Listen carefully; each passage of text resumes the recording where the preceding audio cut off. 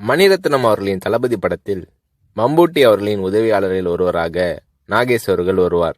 நாகேஷ் அவர்களிடம் 10 நாள் கால்ஷீட் வாங்கி இருந்த போதிலும் படத்தில் நாகேஷ் அவர்கள் நடித்த 3 காட்சிகள் மட்டுமே இடம்பெற்றிருந்தன.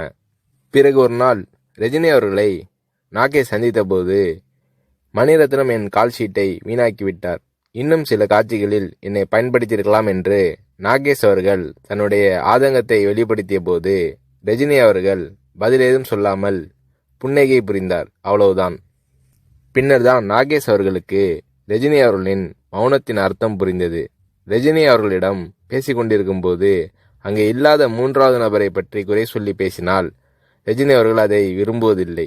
3வது மனிதரை பற்றி பேசுவதோ விமர்சிப்பதோ நாகரீகம் இல்லை என்பது ரஜினி அவர்களின் பாலிசி.